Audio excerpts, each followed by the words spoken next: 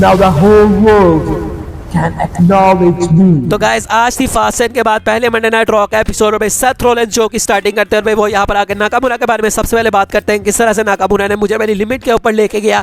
Last match standing match के अंदर उसने काफ़ी कोशिश की कि भाई वो मैच को जीते और उसके बाद वो अपनी बैक के बारे में बात करते हैं कि भाई मेरी जो बैक है वो मुझे काफ़ी ज़्यादा तंग करी और भाई ऐसा लगा कि शायद भाई जो सेथ रॉलिंस अब अपनी टाइटल को रिलिक्विश करने वाले हैं क्योंकि वो काफ़ी सैड से हो जाते हैं। लेकिन उसके बाद भाई वो एकदम से कहते हैं कि I am just getting started और भाई उसके बाद वो कहते हैं कि भाई आज लेकिन मैं कंपीट नहीं करूंगा, आज भाई पार्टी की भाई क्या ही पार्टी होती है। यहाँ पर ड्रू मैकिंटायर आ जाते हैं और ड्रू मैकिंटायर को देख के साथ कहते हैं कि मुझे नहीं लगता कि भाई तुम पार्टी करोगे और भाई ड्रू मैकिंटायर कहते हैं कि हाँ भाई मैं तो पार्टी नहीं करूंगा। और उसके बाद कहते हैं कि अच्छा मुझे लगता है कि भाई तुम टाइटल डिमांड करने हो, तुम्हें टाइटल का मैच चाहिए। तो मैकिंटायर कहते हैं कि हाँ भाई मुझे टाइटल का मैच चाहिए। तो वो वहाँ पर कहते हैं कि नहीं भाई लेकिन मैं आज तुम्हें मैच नहीं दे सकता क्योंकि भाई आज तो पार्टी की नाइट है।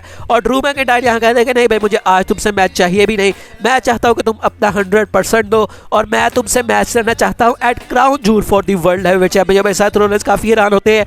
वो कहते हैं कि भाई पहली दफ़ा कोई बंदा देखा जो कि भाई मुझे आके खुद कह रहा है कि भाई तुम 100% दोगे तब मैं तुम्हारे साथ मैच लड़ूंगा, वरना भाई सब तो मुझे बैक से जो है वो अटैक ही करते हैं। और वो ऑडियंस से पूछते हैं कि क्या ऑडियंस ये मैच देखना चाहती है और भाई कौन नहीं ये मैच देखना चाहता। तो भाई इस तरह से वो चैलेंज दे देते हैं और सेथ रॉलिंस ने मैच को एक्सेप्ट कर लिया। उसके बाद वो पार्टी करने में गए थे लेकिन भाई ड्रू मैकिंटायर इतने इंटरेस्टेड नजर नहीं आए और भाई वो वहाँ से चले जाते हैं। अब भाई वो जब जा रहे होते हैं तो सेथ फ्रीकिंग रॉलिंस के ऊपर पीछे से डेमियन प्रीस्ट ने अटैक कर दिया और भाई क्वेश्चन ये था कि क्या इस दफ़ा मैकिंटायर हेल्प करेंगे सेथ रॉलिंस की। साउथ ऑफ फिनिशर पड़ता है और उसके बाद जो डेमियन प्रीस्ट है वो डिमांड करते हैं कि भाई उनका मनी इन द बैंक का ब्रीफकेस लेके आया जाए जो कि डोमिनिक मिस्टीरियो लेके आते हैं। लेकिन इस दफ़ा जो ड्रू मैकिंटायर है उन्होंने वो चीज़ की जो कि फैंस देखना चाहते थे। उन्होंने डोमिनिक मिस्टीरियो को रास्ते में ही रोका, ग्लास को किस्त लगाई और उसके बाद जो मनी इन द बैंक का ब्रीफकेस है वो भी फेंक दिया। तो भाई इस तरह से आज जो ड्रू मैकिंटायर है उन्होंने सेथ रॉलिंस को सेव किया और जो मनी इन द बैंक का ब्रीफकेस है उसको कैश इन होने नहीं दिया। और भाई बैक स्टेज के ऊपर जाकर सेथ रॉलिंस पूछते भी हैं उनसे कि भाई तुमने ये चीज़ क्यों की, अब तुम तो भाई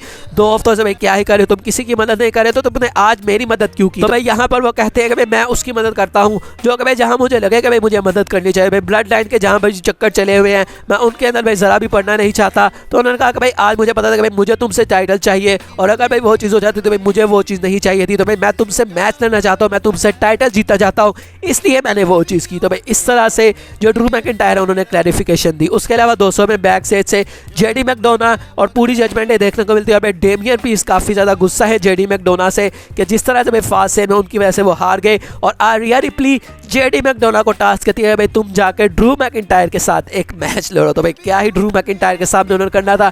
ड्रू मैकिंटायर के साथ जो उनका मैच हुआ वहाँ पर डोमिनिक मिस्टीरियो ने काफ़ी चुल करने की कोशिश भी की लेकिन उसके बावजूद भी जो ड्रू मैकिंटायर है उन्होंने जेडी मैकडोना को हरा दिया। Undisputed tag team champions Cody Rhodes and Jey Uso भी हमें देखने को मिलते हैं। और भाई माइकल कोल ने आज काफ़ी तीखे सवाल पूछे कोडी रोड्स से। तो भाई माइकल कोल सबसे पहले तो उनको कॉन्ग्रेचुलेट करते हैं और उसके बाद वो यहाँ पर कहते हैं कि क्या भाई तुम्हारी वो जो स्टोरी थी जिसकी हम बात करते थे, जिसके बारे में पूरी डॉक्यूमेंट्री हम लोगों ने रिलीज की, जिसके बारे में तुमने मुझसे भी बात की और भाई पूरी दुनिया जानती है कि तुम अपनी जो स्टोरी है उसको फिनिश करना चाहती हो, तो क्या भाई अब वो जो स्टोरी है वो फिनिश हो चुकी है? क्या तुम अपनी राह से भटक चुके हो? क्या तुम अब इसी में खुश हो कि तुम टैग टीम चैंपियन बन चुके हो? और क्या तुम अब डरते हो कि तुम एक दफ़ा तुमने मेन इवेंट किया जब रेसलमेनिया को तो तुम रोमन रेंस के सामने नाकाम रहे, तुम मैच को जीत नहीं सके, तुम डब्ल्यूडब्ल्यूई चैंपियन नहीं बन सके। तो भाई क्या तुम अब डरते हो कि मैं दोबारा से अगर वो चीज़ करूँगा तो मैं फिर से फेल हो जाऊँगा? और कोडी रोड भाई इसका काफ़ी वाइज जवाब देते हैं। भाई वो यहाँ पर कहते हैं कि भाई जे उसो वो बंदा है जिसको मैं खुद मंडे नाइट रॉ के ऊपर लेके आया हूँ और भाई अब हम टैग टीम चैंपियन बने हैं।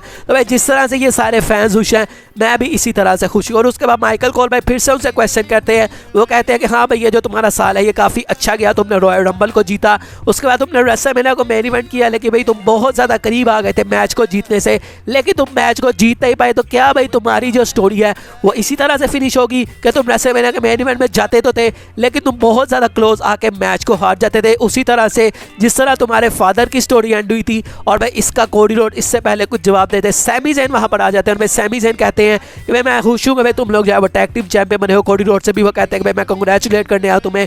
जे उसो को भी वो कांग्रेचुलेट करते हैं लेकिन उसके बाद वो कहते हैं कि भाई काफ़ी मिक्स्ड रिएक्शन है क्योंकि भाई सबसे पहले तो वो कहते हैं कि भाई ये जो स्टोरी है ये हमारे बारे में भी है, मतलब जिमी उसो और जे उसो जो कि longest running tag tag team champions थे और भाई हम वो बंदे थे जिन्होंने उनको हराया for the undisputed tag team championship. तो भाई आज काफ़ी मिक्स रिएक्शन है, मैं खुश भी हूँ तुम लोगों के लिए, लेकिन भाई मुझे दुख भी है क्योंकि मुझे लगता है कि हम लोगों को वो बंदे होना चाहिए था जो कि भाई इस टाइम टैग टीम चैंपियन होते और भाई वो उनको चैलेंज कर देते हैं अनडिस्प्यूटेड टैग टीम चैंपियनशिप के मैच के लिए आज ही मंडे नाइट रॉ पे। और उसके बाद केविन ओवेंस कहते हैं कि मुझे पता है कि भाई तुम लोग मेरा चैलेंज एक्सेप्ट नहीं करने वाले, क्योंकि भाई जे उसो को वो कहते हैं कि भाई जे उसो मुझे पता है कि तुम डरते हो कि कहीं तुम दोबारा से हमारे खिलाफ चैंपियनशिप को हार ना जाओ। और जे उसो भी भाई काफ़ी गुस्से में आ जाते हैं, लेकिन कोडी रोड बीच में आते हैं और वो कहते हैं कि नहीं भाई केविन ओवेंस इस दफ़ा तुम गलत हो क्योंकि हम तुम्हारा जो चैलेंज है उसको एक्सेप्ट करते हैं। तो भाई ये मैच ऑफिशियल कर दिया जाता है मेन इवेंट के लिए। उसके बाद दोस्तों में Ricochet versus Bronson read versus Chad Gable का मैच देखने को मिलता है और भाई जो भी इस मैच को जीतेगा वो गुंथर को फेस करेगा for the intercontinental championship on next week Monday night Raw, जो कि सीजन प्रीमियर होने वाला है। और भाई ये मैच काफ़ी अच्छा था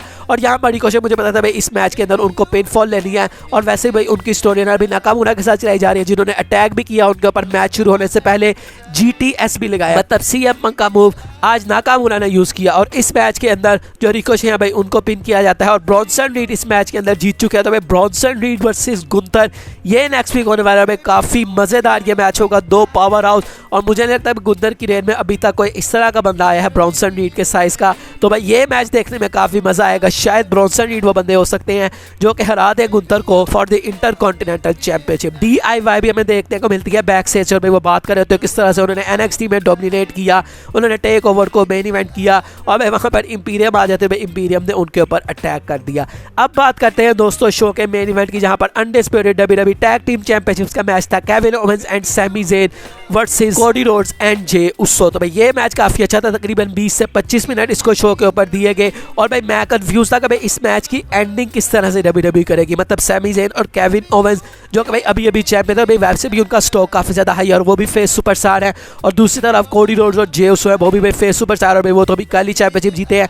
तो भाई WWE इस मैच को बुक किस तरह से करेगी, और मुझे ऐसा लग रहा था कि शायद इस मैच के अंदर जो जजमेंट डे है भाई वो आके अटैक कर देगी और इस मैच के अंदर मतलब कुछ भी नहीं होगा, ये डिस्क्वालिफिकेशन से मैच एंड हो जाएगा, क्योंकि भाई नेक्स्ट वीक जो जजमेंट डे है वो टैग टीम चैंपियनशिप के लिए मैच लड़ने वाली है। लेकिन भाई मैं सरप्राइज हुआ क्योंकि इस मैच के अंदर क्लीन जो कोडी रोड्स और जे उसो उन्होंने हरा दिया, जब केविन ओवेंस के ऊपर जो कोडी रोड्स और जे उसो भाई उन्होंने डबल वही कोडी कटर लगाया जो कि भाई काफ़ी हद तक बोझ था, क्योंकि भाई जो कोडी रोड्स है भाई वो गर्दन के बल जाके गिरते हैं, पता नहीं भाई उनको कोई सीरियस चीज़ ना आ गई हो, लेकिन भाई उस कोडी कटर से जो जे उसो है उन्होंने पिन कर दिया केविन ओवेंस को और इस तरह से उन्होंने अपनी जो अनडिस्प्यूटेड टैग टीम चैंपियनशिप्स है उसको रिटेन कर लिया। और भाई मैच खत्म होने के बाद सैमी ज़ेन और केविन ओवेंस ने हैंडशेक भी किया कोडी रोड्स और जे उसो। तो भाई केविन ओवेंस और जे उसो जो कि भाई लग रहा था कि भाई सेम पेज पर नहीं आएंगे, तो भाई आज सेम पेज पर वो आ चुके हैं और केविन ओवेंस ने खुद हैंड रेस किया जे उसो का। तो इसका मतलब है भाई अब केविन ओवेंस और जे उसो के दरमियान जो चीज़ें हैं वो थोड़ी ठीक ठाक होने लग चुकी हैं। तो भाई इस तरह से जो मंडे नाइट रॉ है उसका शो हमें देखने को मिलता है। भाई next week Monday night Raw का सीजन प्रीमियर होने वाला है जो कि काफ़ी मज़ेदार होगा, काफ़ी बड़ी बड़ी चीज़ें हैं जो कि उस शो के ऊपर होने वाली है, including the intercontinental championship match and the tag team championship match. तो भाई नेक्स्ट वीक का जो मंडे नाइट रॉ का शो है वो काफ़ी अच्छा होने वाला है। बाकी दोस्तों आज की वीडियो यही तक थी, अगर आपको आज की वीडियो अच्छी लगी हो तो लाइक ज़रूर कर दीजिएगा और चैनल को सब्सक्राइब लाजमी कीजिएगा। मिलेंगे नेक्स्ट वीडियो में, तब तक के लिए अपना बहुत सारा ख्याल रखिएगा। मुझे दीजिए इजाज़त, शब बखैर।